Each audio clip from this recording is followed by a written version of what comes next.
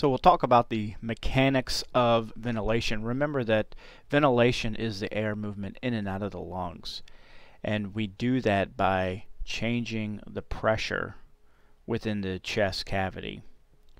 Basically, we're generating a vacuum or a negative pressure. And that is what allows for the air to move into the lungs.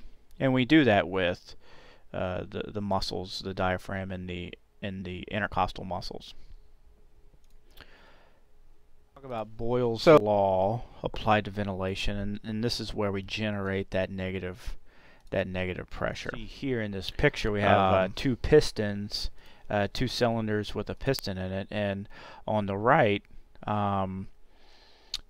as you see the little gas molecules inside. So when the volume gets bigger, what happens to the pressure inside that cylinder? And you can see that those little air molecules are pretty far apart, so there's less pressure. But on the right side of the screen, when we squeeze that air, when we push that piston down, when we make the volume much smaller, we really pack those molecules together, so we increase the pressure.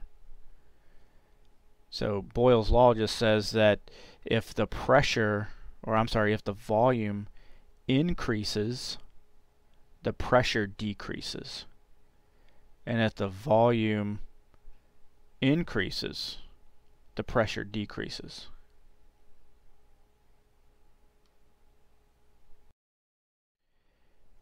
And again, we do that. We apply Boyle's law to ventilation because we're increasing and decreasing the volume of the chest cavity with the muscles.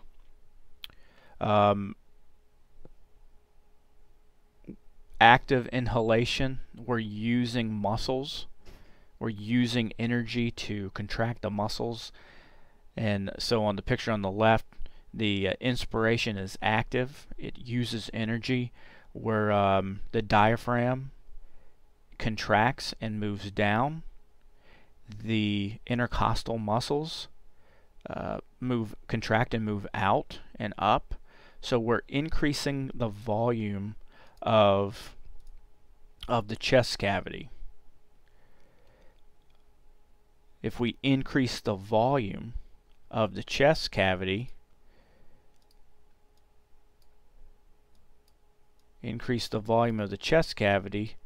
the pressure is going to drop. So over here, on this side, we exhale, and so we just relax. All of our muscles relax and go back to the normal position. The diaphragm relaxes and moves up. The chest recoils, almost like a rubber band. You pull the rubber band out, and then relaxing would let it go back to its original position. The ribs and the lung tissue actually have a molecule called elastin in it, which allows it to expand and open up, and then when you take that force off of it, it goes back to its original shape, or it recoils. So the opposite is happening over here. The volume is now going to get smaller, and now the pressure is going to increase, so that air now flows out of the lung, out of the mouth. So again, inhalation is negative pressure, and is negative pressure ventilation. And when we relax, positive pressure causes us to push that air out of our chest cavity. And it's also, to point out, passive versus active. The inhalation uses energy, exhalation uses or it doesn't use energy. It's passive. Everything just goes back to its original position, and we push the air out just by virtue of decreasing the volume of the chest cavity. A couple of things to note when we get into the pathophysiology. These two terms are going to be important, but compliance is the ability of ability of the chest wall and the lungs to stretch. Let's say this person has diseased lungs and the lung tissue does not stretch very well. Now imagine when they take a breath, it's going to be harder to open up those the lung tissue. It's going to be harder for that patient to breathe. Or you might have a condition where you're bagging the patient with a BVM, and you're forcing air down into their lungs. But if you have poor compliance, you're having to squeeze the bag really hard. So again, compliance is the ability of the chest wall and the lungs to open up, stretch, expand. On airway resistance is the resistance to flow. So let's say we have a big foreign body in the airway. You can imagine airflow is going to be resisting. We're going to hit this. Just imagine like a rock in a waterway. It's going to prevent the water from flowing very well. Similarly, if we have a food bolus in the airway, it's going to restrict the ability of the air to flow. Another example is if we have asthma. Asthma is all these bronchial constrictions. So if you imagine we get all this smooth muscle constricting, tightening up, and as a result we're going to have a resistance to flow. So airway resistance is how easy can air flow down into the alveoli. Higher airway resistance means the patient is going to have to work really hard to breathe. And I like to say with increased resistance,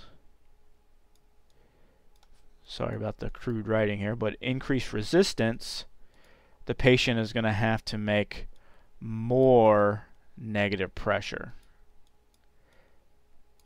So more negative pressure. And they'll do that by using more muscles. And you'll see that when your patient is having a hard time breathing, you'll see them really working hard to overcome whatever resistance that they have, whether it's a food bolus, whether it's bronchial constriction from an asthma attack, whether it's mucus from an infection, things like that. So they're or even a structural issue. Maybe the bones have broken, so they can't generate a negative pressure as easy. So to overcome that, they have to really suck in air, really create a much larger volume. So the accessory muscles, they're using accessory muscles to create a much larger volume, and to do that muscle in the neck to really work hard. The sternocleidomastoid muscle, and this one's probably a really important one to know on this slide. The sternocleidomastoid muscle, again, these are accessory muscles, so this is beyond your nice quiet passive or nice quiet breathing where you're just really using the diaphragm. This is when they have to overcome a resistance in the lungs, or if you just ran a marathon and you have to breathe harder to get more oxygen into your lungs. Either way, you're gonna use more muscles to do that. You're gonna use more muscles to create more of a volume. And we do that. Sternocleidomastoids lift the sternum upward, scalenes, pectoral muscles. We're using these muscles to increase. We mentioned that volume. Exhalation is a passive process, but it can become active if there's a resistance to airflow in and out of the lungs. Nice, quiet, passive exhalation is not going to get the air out if there is some sort of obstruction in the airway. Or if we're using a lot of energy for running or something like that, we have to really get that air out. Either way, we're using muscles here, in this case, to increase the pressure when we exhale. And this requires energy. The bottom line here is, I'm not talking about the patient who is running a marathon. I'm talking about the patient who is sick. They have something going on in their lungs. This patient can get tired very quickly because they're using muscles to exhale that they normally shouldn't have to do. Some of the muscle groups is the abdominal muscles. They use these to contract, push the diaphragm up, and really squeeze that air out, increase the pressure in the lungs to push it out harder over that resistance. And you can also use the intercostal muscles to do the same thing, to really squeeze that chest cavity and push the air out of the lungs. So basically what we're doing, we're taking the air in the lungs and we're squeezing it from the bottom, the diaphragm, and the sides, the intercostal muscles, to really push that air out. We'll talk more about some of these, some of the pathologies as we later on in this section. First, we've got an understanding of the mechanics of ventilation. The air moves in and out based on creating that negative pressure. For inhalation, the chest wall expands. We increase the volume of the chest cavity. So the pressure drops and air will rush into our lungs. And if we have some sort of resistance, we're going to have to work harder to create that negative pressure. But let's talk about minute ventilation. When we're just talking about normal physiology, air moving in and out, minute ventilation is how much air we move in and out of the lungs in 1 minute. So we'll typically write MV for minute ventilation. How much air we move in 1 minute. So if we get a respiratory count, how many times we breathe in 1 minute. 1 minute. Number of times we breathe in 1 minute times the volume of each breath. That would be minute ventilation. So for example, if one breath is 500 milliliters and we're breathing 12 times per minute, we can figure out the volume of air we move in and out in 1 minute. So here it is written again. This is slightly differently. I use frequency instead of respiratory rate, but it really doesn't matter. Again, here's the average adult, the tidal volume instead of the volume per breath, and it's written as a V with a sub T here. So the volume of the tidal. So minute ventilation is the volume of breath in 1 minute, or the tidal volume, times the respiratory rate. And we already said about 500 milliliters in one breath times a respiratory rate of 12 per minute. That's minute ventilation, 500 milliliters times 12 per minute. And we get a minute ventilation of 6,000 milliliters per minute. Or another way to say that is 6 liters per minute. So either way, so we're moving 6 liters of air in and out of our lungs in 1 minute. So let's take a look at that. So we already mentioned the 500 milliliters times 12 per minute. We get about 6 liters, 6,000 or 6 liters of air in 1 minute in and out of our lungs. But let's take a look at a patient who has multiple rib fractures. So you can imagine if you have multiple rib fractures, your chest cavity is not going to expand very well. So that patient is going to have a hard time generating a negative pressure because they have a harder time expanding the volume of their chest cavity. Alright, so let's look at this. So you have an 18-year-old male, motor vehicle collision. He's not wearing a seatbelt. He strikes a tree, and then his chest is striking the steering wheel. That's where he gets those rib fractures. When we get there, he has really shallow respirations again because he cannot generate that negative pressure. He can't generate that increased volume of his chest cavity because he's got those rib fractures. So when we look at him, he's breathing really slowly because he's got rib fractures. He can't expand his chest like you and I can. So if we take a look at that, he's breathing 30 times per minute. And we can't do this in the field, but let's say, just for the sake of argument, we can measure his tidal volume in the field.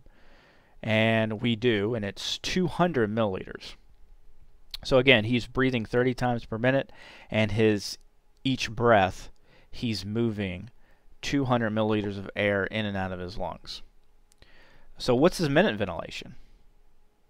So we do that calculation. 200 milliliters times 30 per minute. We get the same thing. 6,000 milliliters per minute, or 6 liters. So what's the problem here? So the question is, why is this guy sick and our other guy up here is healthy? That's the question.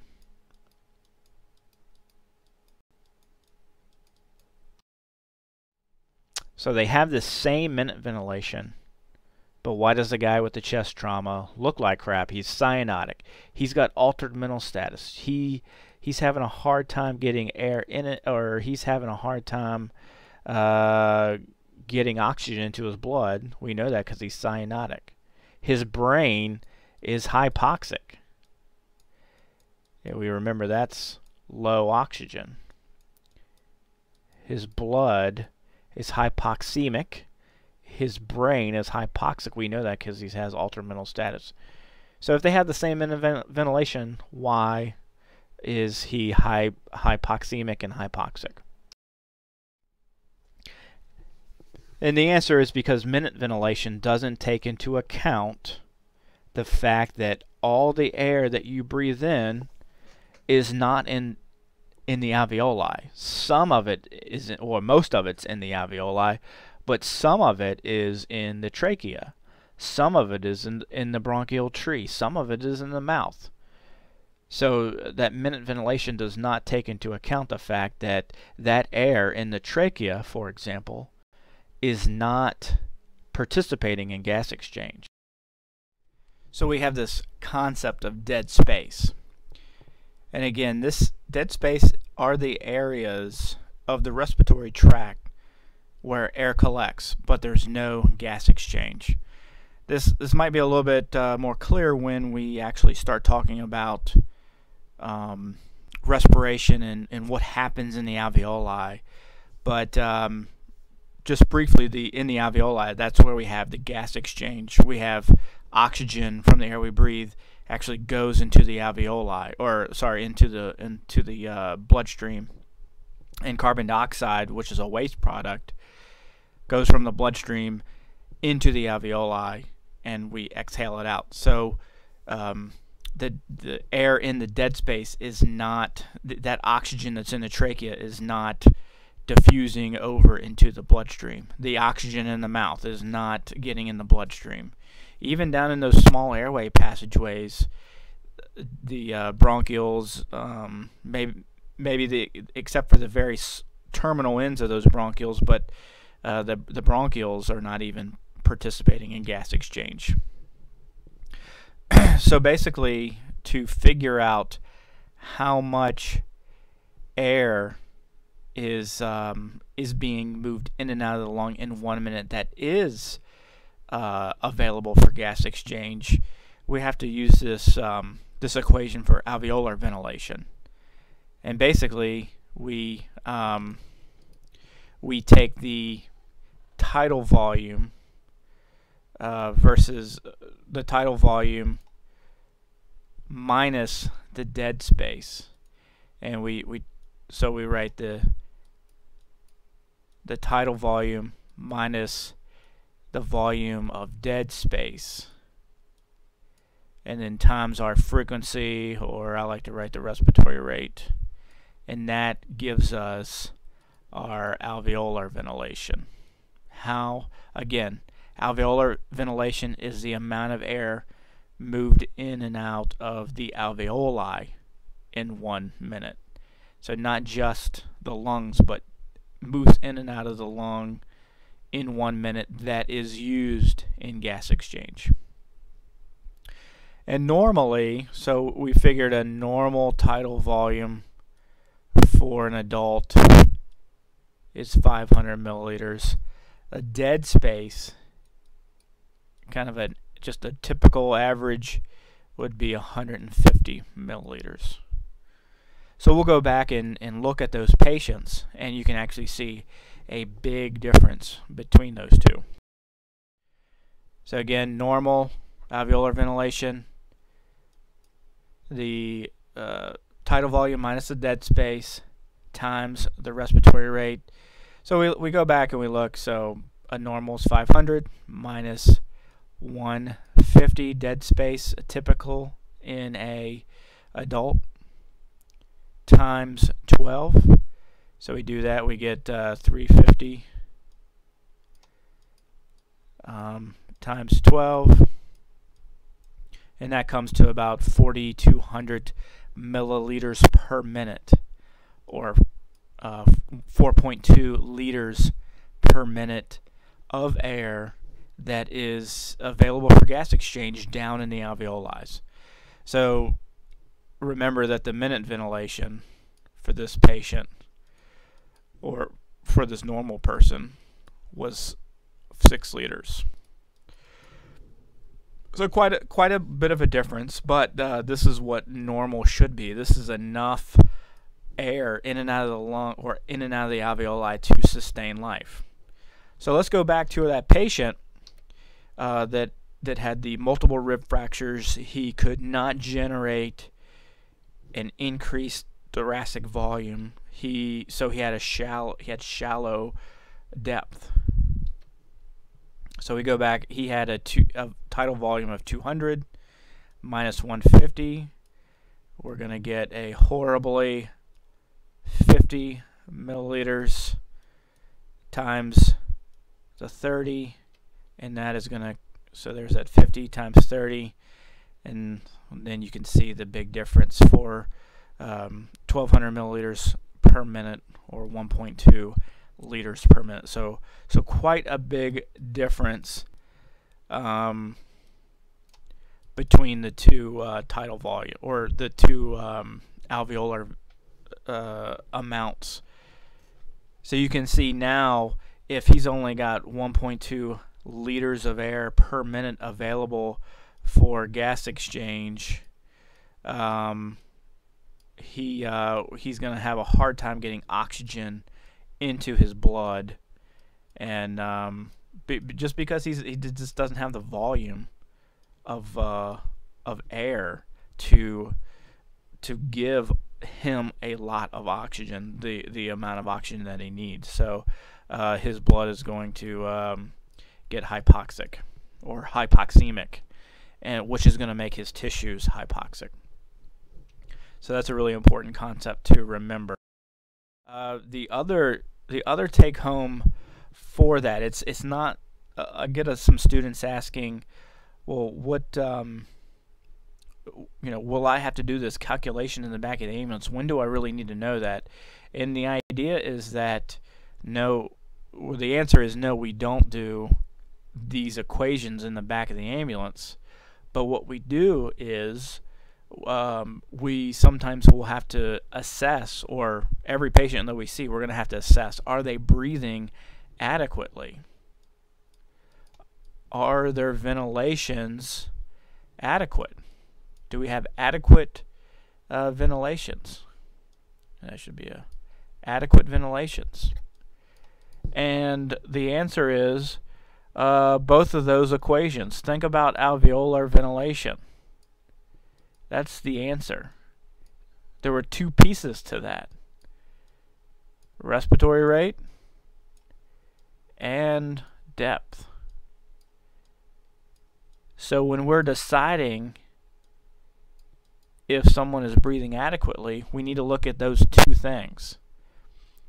First of all, the respiratory rate's really easy. Are they breathing enough to sustain life? Are they breathing enough times per minute to get air in and out of the lungs so they can get oxygen and get rid of carbon dioxide? The other is depth. You can't, as we saw, it's not enough to make up for a shallow depth with a rapid respiratory rate. You can't make up the difference sometimes. So when we're looking at our patients, are they breathing adequately? We have to look at rate and depth.